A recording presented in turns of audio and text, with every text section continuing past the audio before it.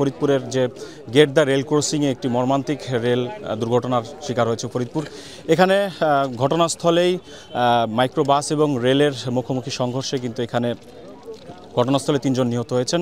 এছাড়াও হাসপাতালে নেওয়ার পরে আরও 2 জনের মৃত্যুর খবর পাওয়া গেছে। আমরা যেমনটি বলছিলাম যে গেট দ্য রেল ক্রসিংয়ের আজ সকালে ঢাকাগামী মধুমতি এক্সপ্রেসের একটি ট্রেন সেটি ঢাকার উদ্দেশ্যে যাওয়ার পথেই কিন্তু এখানে একটি মর্মান্তিক রেল দুর্ঘটনা ঘটে, যেখানে আপনারা আমার ক্যামেরার সামনে যেটি দেখছেন যে একটি মাইক্রো বাস যেটি খাদে পড়ে রয়েছে। মাইক্রো বাসে প্রায় 10 থেকে 11 জনের মতো আরোহী ছিল।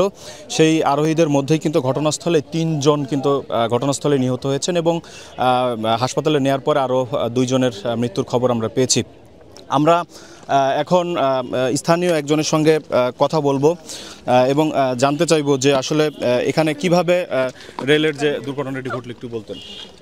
আমরা এই দিকেই ছিলাম, হঠাৎ আসতেছি রিকশায়, ওই দিক থেকে ট্রেন মূলত মাঝে মাঝে হরেন অনেক দেয়, অনেক সময় হরেন কম দেয়। আজকে একবার হরেন দিছে, হরেন দেওয়ার পরে গাড়িটাকে এলাকার কিছু লোকজন ইশারা করছে, কিন্তু তারা বুঝে সারতে পারে নাই। পরে মারছে, বিট মারে দেওয়ার পরে গাড়িতে বিকট একটা শব্দ হয়েছে।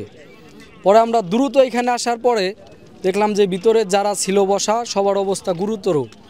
পরে আমরা বের করতে করতে 2 জনকে এইখান থেকে আমাদের হাতেই মারা গেছে। পরে দেখলাম ড্রাইভার একটু জীবিত আছে, পরে তাড়াতাড়ি তাকে উঠাই আমরা হসপিটালে পাঠাইছি। পরে আবার আরেকজনকে উঠাইতে গেছি, সেও দেখলাম যে মারা।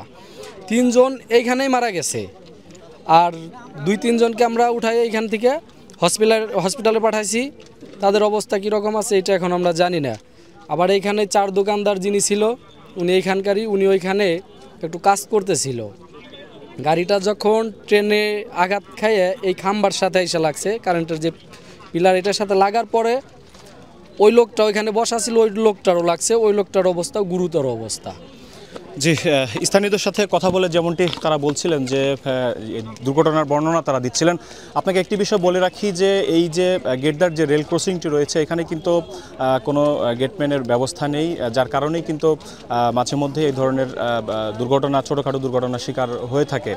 তো আমরা এখানে উদ্ধার তৎপরতা চালাচ্ছেন এখানকার আইনশৃঙ্খলা বাহিনীর সদস্যরা সহ ফায়ার সার্ভিস এবং রেড ক্রসের যারা সদস্য রয়েছে তারাও কিন্তু এখানে উদ্ধার কাজ চালাচ্ছেন এবং এখানকার বিভিন্ন এখানকার যারা আইনশৃঙ্খলা বাহিনীর সদস্য যারা রয়েছেন তারাও কিন্তু এখানে উপস্থিত রয়েছেন এবং এখন পর্যন্ত যারা নিহত হয়েছেন তাদের নাম পরিচয় এখন পর্যন্ত জানা যায়নি।